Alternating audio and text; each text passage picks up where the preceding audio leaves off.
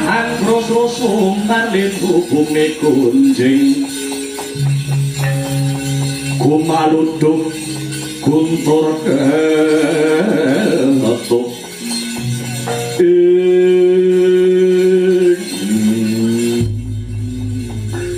jagat wis puncatan adil dunya wis bubrah langkrah jagat iki wis kelangan kabecikan kono kene kebak dursila akeh wong cidra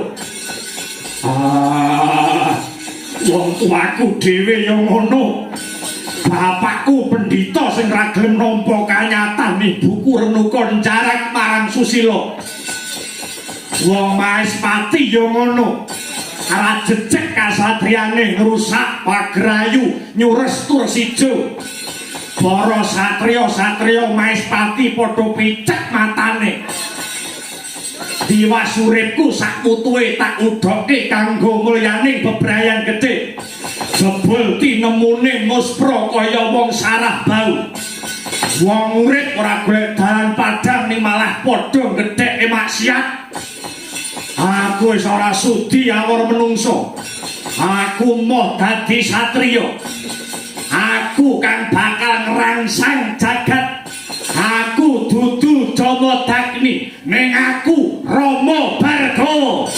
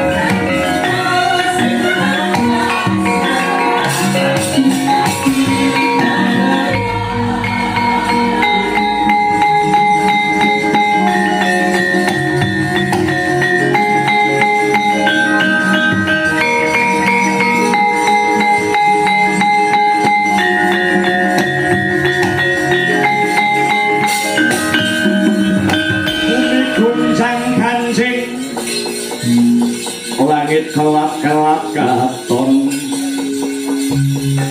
ngerkencanging alis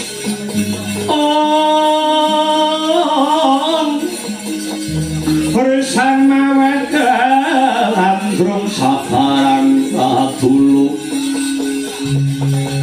sabarang kadulu mukir moyak mayik saking tias baliwur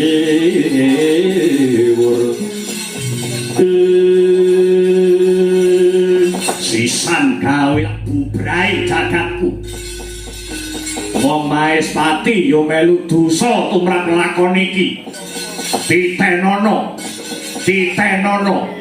sapa wae sing klebu golongane priyayi sapa wae sing klebu penggedhe lan jenenge ana radene kethuk Rama Barga lak wadung dasmu pecah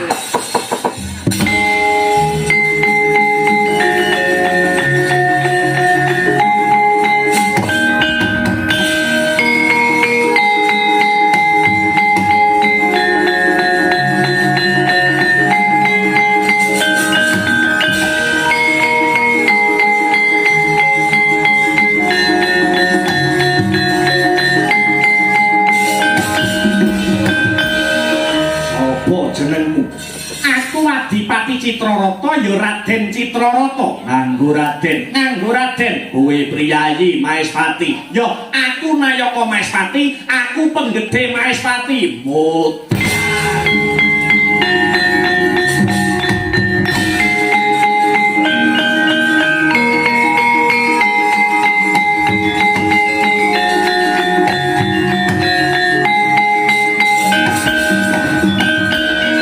iki sapa iki ana menungso gedhe dhuwur nggawa wujute wadon Jamadagni Rama Barga kowe sapa aku Raden Setya Asmara ana radene kowe satriya aku satriya mut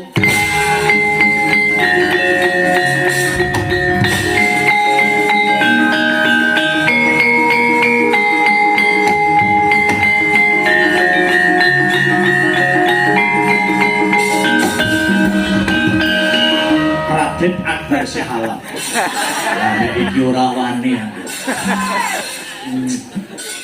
Nek iki suci. Ora nate dolanan wong wedok.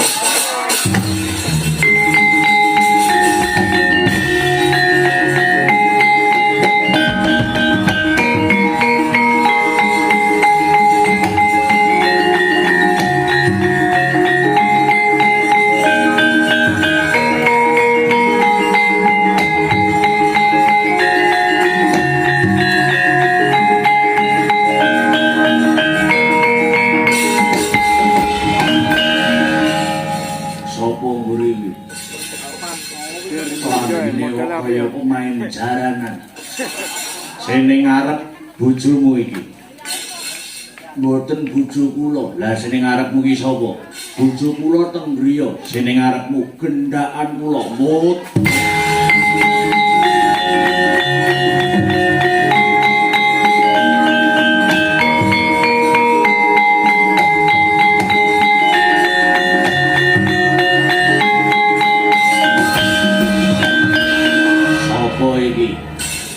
Deni operator. Kowe arep budal ning ndi macak mlipit karaoke ning guyangan, Mut.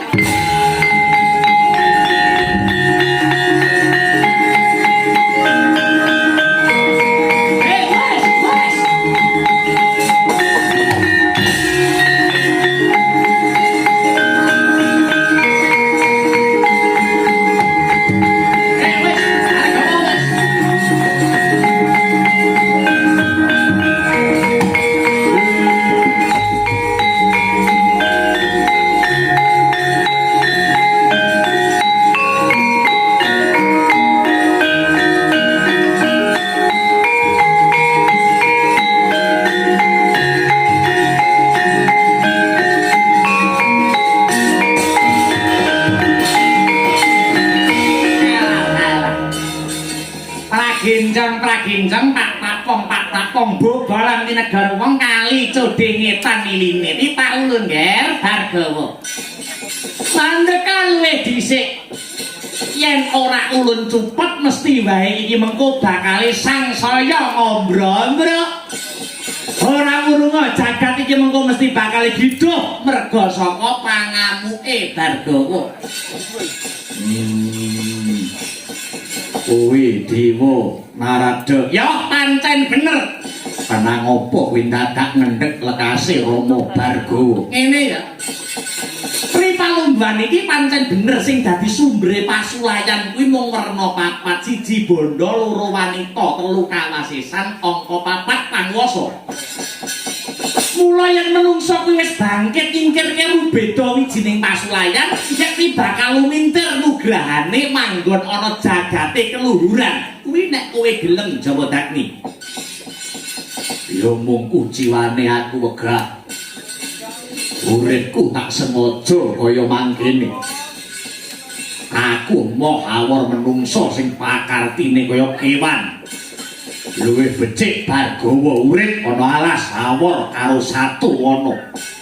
Luwih becik tinimbang awor menungso nanging patrape kaya kewan.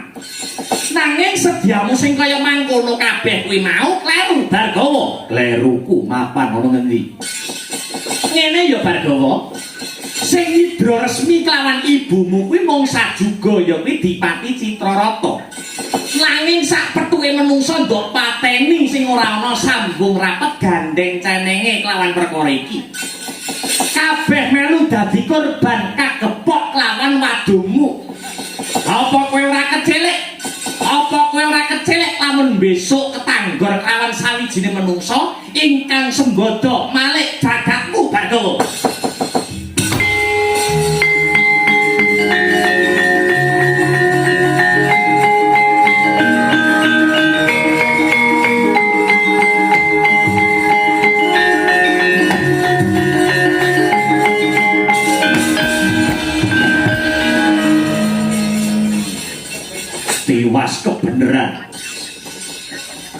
Tiwas kebeneran lamun ana satriya sing wawa nguntapke nyawaku.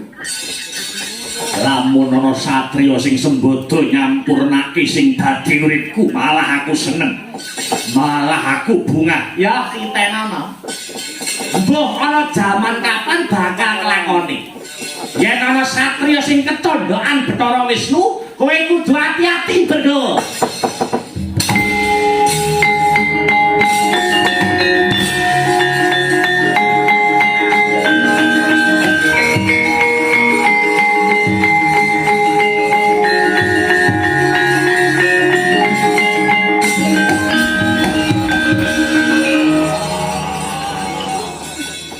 Ing atase lunga maklepat ewa dene ucape Bathara Narada sing pungkasan gawe brindinge wuluku. Ya tak enteni nganti jaman kapan wae endi menungso titis Wisnu.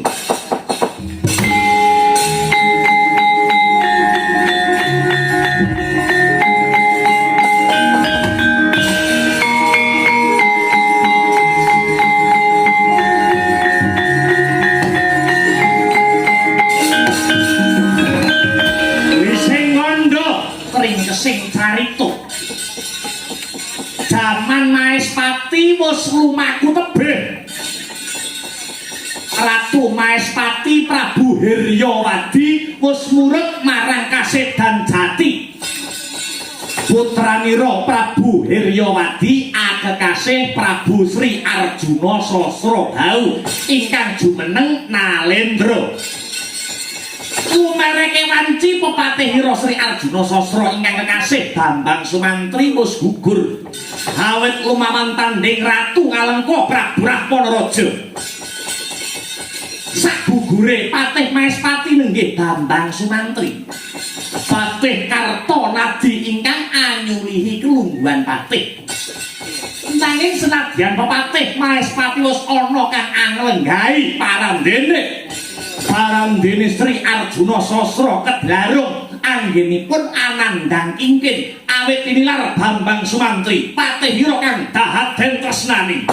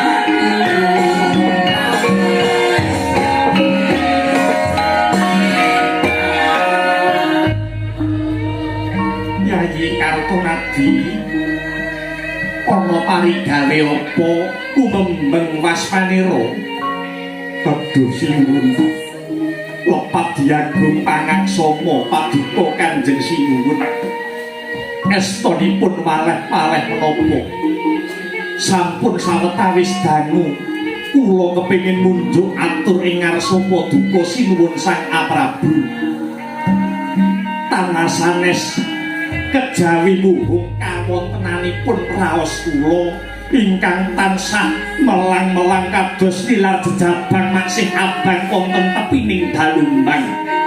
Sinuwun setunggaling hari malming sukra mancawarna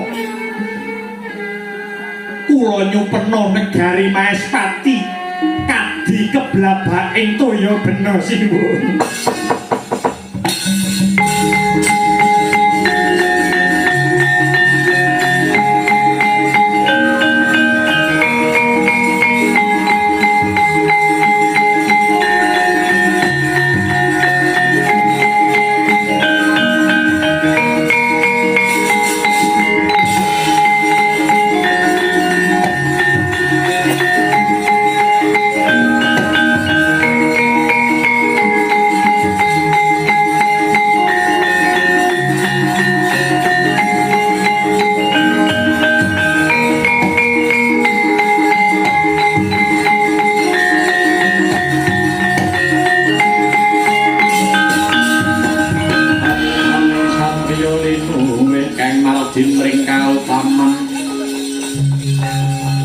paman pegamring pangestune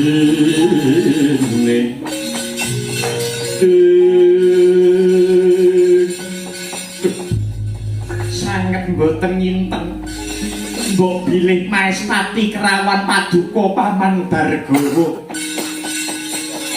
jagat menika sampun keberbegen dening kondang umandangipun paman Bargawa aduh paman anggen kula ngupaya paduka prasasat njajah desa Milangkori ingkang mekaten mbok inggih paman kepareng nyupet semanten anggenipun paduka tansah damel pebejah monggo kula boyongi manjing wonten lebeting pura negari Maespati ngayomana gesang kula paman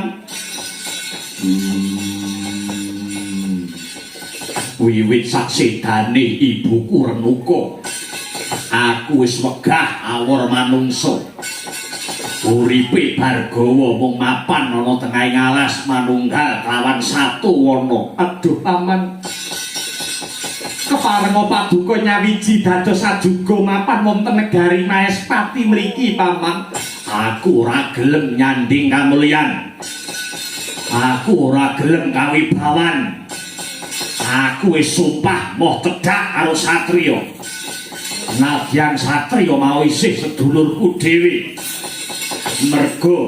mergo jiwa satriya kuwi sejatine leleteking jagat manusmane jajilaknat batine lan ucape babar pisan ora tau gathuk ngerti yo saksidane Renuka ibuku sapa wae sing dadi satriya kuwi kabeh dadi mungsuhe Bargawa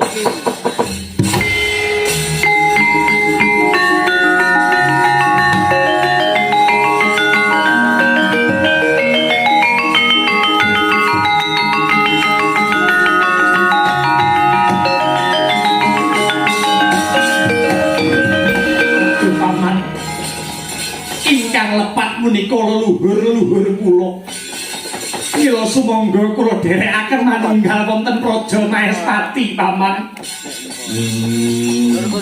kowe aja duwe panyokra bawa lamun aku gelem mawon karo kowe negaramu saiki wis ora tentrem tegese anggonmu nyekel negara iki durung kasil kowe ora bisa dadi ratu kang sejati mongko wong dadi ratu kuwi kudu duweni daya panguwasa kang gedhe yen ora kedunungan panguwasa gedhe ora bakal kuat menungso mau dadi ratu ning tak sawang kowe dadi ratu mung buru butuhmu dhewe nyenengke kulawargamu kowe ketungkul lelangan karo bojomu sing cacah 800 nganti negaramu diserang dosa muka senopatimu akeh sing padha mudhar klebu sumantri ponakanku negaramu geger ning kowe malah seneng-seneng karo bojomu kowe ratu apa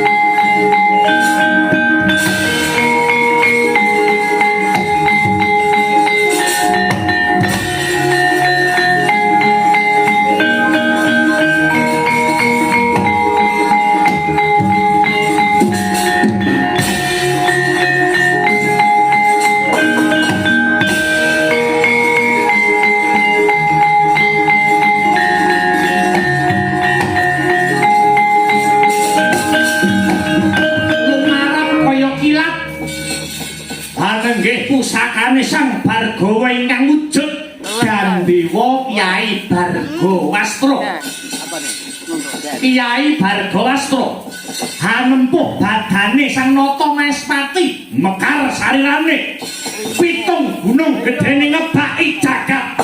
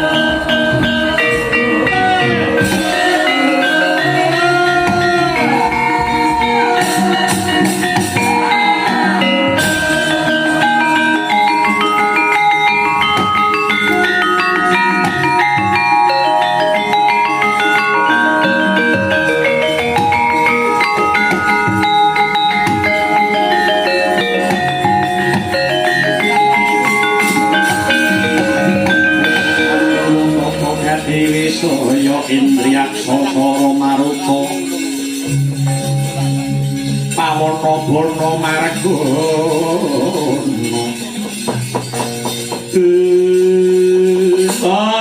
dalah dudu karepe dhewe bapa paman sing njaluk dipunjung karo anake lanang Bargo aja to mong kowe yen aku wis mbledhos ngene iki jagat wae bisa kulung.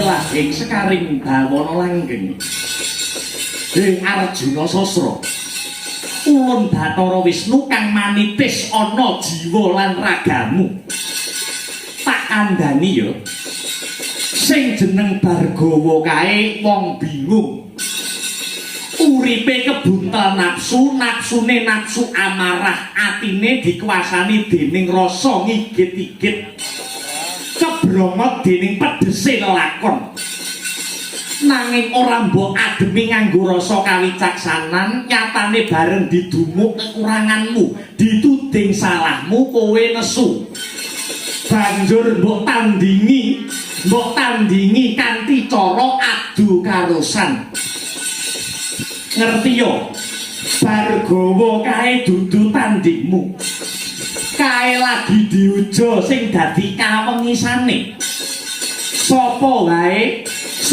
wae wektu iki sing wani nantang karo Bargawa padha wae karo masrahke patine kepeksa nulun nuncat saka jiwa ragamu Arjuna Sasra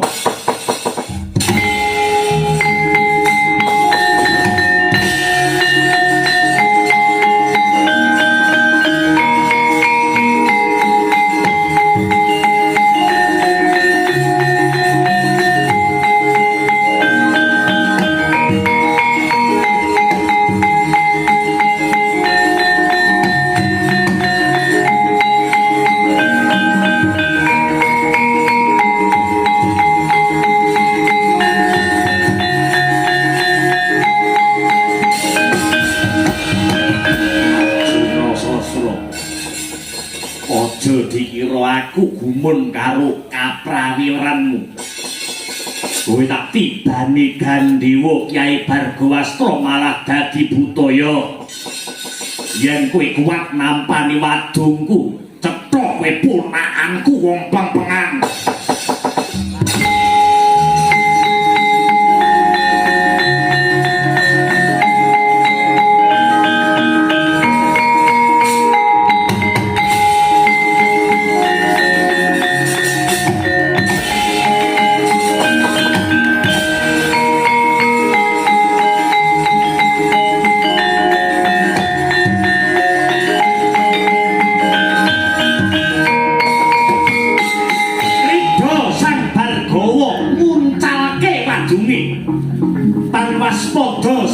Arjuna Sastra ketaman Padung Kyai Parasu dadi lan patine gugur pecah ngadeg Risang Arjuna Sastra sigar dadi loro.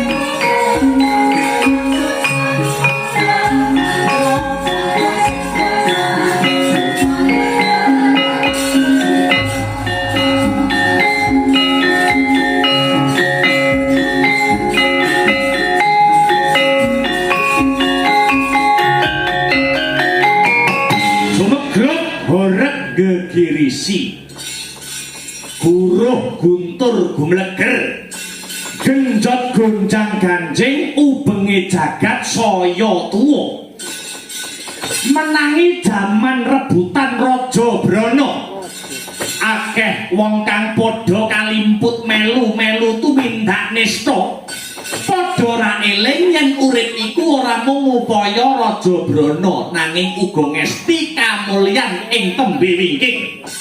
Apa tandane ajaran suci disingkiri kahanan ingkang nyata digawe sandiwara. Gendro ora mendho gawe cilakane wong liya. Watak jahat saya nekat mula akeh kawula sing padha keserakat. Merga para priyagung akehe padha ngaji pumpung. Nayaka padha numpuk bondo. Senopati padha wedi mati sing duwe pangkat ora kena nggih kiblat. Merga kedaran niat jahat golek nikmat sing tanpa ragat. Bandane rakyat digawa minggat ora iso mbedake endi sing apik endi sing jahat. Wong cilik dadi keserakat ora kuat nanggung abote brayat mula akeh bojo sing padha dipegat. Nayakane jajel laknat punggawane ndak nduk kaya wong ora niat. Wakile bangsat senopatine keparat ratune ela-elu ora duwe adeg-adeg sing kuat. Mula negarane kaya arep kiamat. Dadi pengarep ora gelem tombok. Weruh wong mlarat mripate mung mlerok ora gelem ndelok kawulane sing pating plorok. Uripe rekoso ora ana sing dimplok. Wong cilik mungkon mangan sego bosok. Ewadene sing duwe kuwasa isih mentala nampa saga. Uripe nglongok golek bondo ngoyok. Ngawur waton ketok saben kutha duwe wong wedok. Orang gugu wong alok saben dina dolanan bocah wedok nuruti wong ayu mudangi ana ombrok. Nek dituruti mesti wae medhotke boyok.